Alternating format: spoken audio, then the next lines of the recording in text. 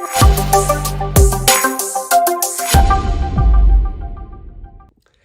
y'all. It's your favorite trainer with a belt buckle. Today we got a great case example, level 2 with the PreHab guys. First, get your level 1, become qualified, get hired anywhere. Read the book, How to Become a Successful Personal Trainer. Our level 2, Mentorship, is we're going to give you specific case examples. Today we have elbow Elvis, some elbow issues on the medial aspect. How would you design a program with a client who has this injury? Arash from the PreHab guys, part of our Board of Education, helps explain the injury, take a deeper look.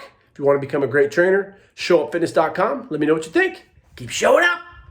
Today with Dr. Arash, PreHab guys, the beautiful sign in the background, Culver City. Check him out. He will help you for only $1,000 per 2 minutes. So we have elbow Elvis. Got some medial stuff going on right now. We're going to learn everything about what's going on with the elbow. Yep. And we dug a little deeper, part of the case example, doing a lot of benching with the 531 with Wendler. That would typically be more lateral stuff. Don't have that, it's more medial. So as you ask more questions, you find out I was doing some straight bar curls, did a heavy set, and that's what jacked me up. So let's hear it from the pro. Yeah, so typically with any medial elbow pain, first you want to find out what the pain generator is. In this situation, it seems soft tissue related. When you're actively contracting, you have discomfort. If it was, let's say, a ligament or a bone or a nerve, you're more likely to think that maybe at rest or during maybe not so demanding tasks, you notice that pain. But when you're doing the curl, you notice some discomfort. That means it's probably some type of contractile issue. So first you want to figure out what the problem is. Now, if you notice during the curl you have discomfort and it kind of gets better, that's actually sometimes the case with tendinopathies. You notice a little discomfort, and as you continue to go more and more, you may notice it gets better. Now, it could also get worse as well, but you do know that there's something active that is the pain generator. So in that case, it would probably be something more like a medial epicondylalgia, where it's all these tendons that come into the medial epicondyle, where if the demand exceeds the tissue capacity, you notice that there's some type of discomfort. So this is not usually a thing where after one time of working out you feel the discomfort. It's typically over a couple of days, maybe over a couple of weeks of overuse.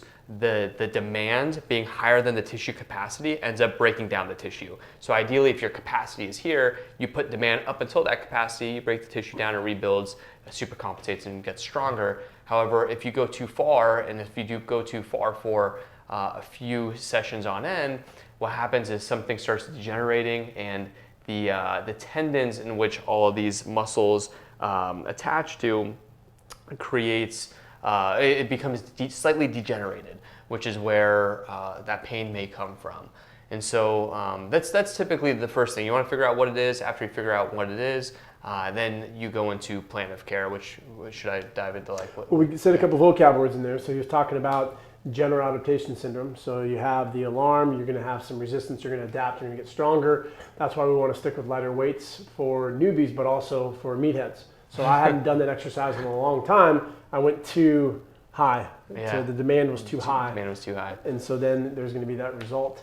And so ideally, I should have not been a meathead and started with a lower capacity, done some, maybe a couple of weeks of training, and then the tissue probably would have been okay. So that's why it's so important to lift light weights in the beginning with our beginning clients. And then also he mentioned the word that I'm going to butcher. So it's also, some people refer to it as medial epicondylitis. Yeah. Why don't we like to call it that? Yeah, so that's a good question. It's like the nature of the injury is not an inflammatory one, which is why the term itis or tendinitis became popular in the first place. However, when you start looking at the newer research, it's not even that new now, maybe 10 to 15 years, we notice that it's not just an inflammation issue, it's actually the tendon starts degenerating. So it's not the inflammation that's creating the pain, it's actually the degeneration which creates, it's like this, if there's a tendon and you have some degeneration here, this degeneration will never come back. However, now if you start doing that bicep curl, you start loading the tendon that you do still have. And now you're overloading the tendon that you do still have. But the key here is to build up the capacity of the tissues that you do still have. And the reason why tendonitis does not make sense is that there's no inflammatory process. It's a tendinopathy, meaning that there's degeneration in the tendon, which is where my middle fingers are, that no longer help function as a tendon. It's the other part of the tendon that ends up helping the actual function of the tendon. So there's the idea of strengthen the donut, not the hole. So if this is the hole, the goal is to build up capacity of the donut, the outer part that's still intact. So the idea of a tendonitis being the case is just not physiologically accurate. Okay. So that's why tendinopathies, or in this case, like medial epicondylalgia, is just like a very general. What is that suffix? Whatever. If it's a medial elbow pain, you'll focus on wrist flexion, maybe some light resistance with the opposite hand, super light, just pushing. 45 seconds is a long time. Yeah. You'll notice that you probably haven't done many lifts for 45 seconds after you hold Well, this. because I love this. I'm laughing.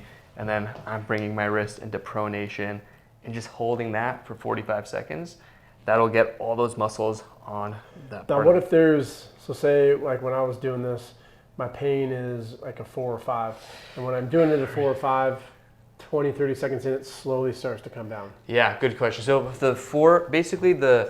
and pain is subjective, so it's always hard to give a specific number, but most the research would suggest stay under a 4 out of 10. And then if it is a true tendinopathy, it actually should start feeling better with time, like you were saying. So you're holding that position, it goes from a 4 to a 3, and then maybe it stays at a 3, maybe it goes down to a 2, and it starts feeling a little better. Isometrics do have this analgesic or pain-reducing effect as well. So just doing isometrics are a great way, regardless of what's hurting in your neck pain. You do some it can always help with that pain response. But typically, you want to stay below a 4 out of 10. And if for some reason, actually, some people are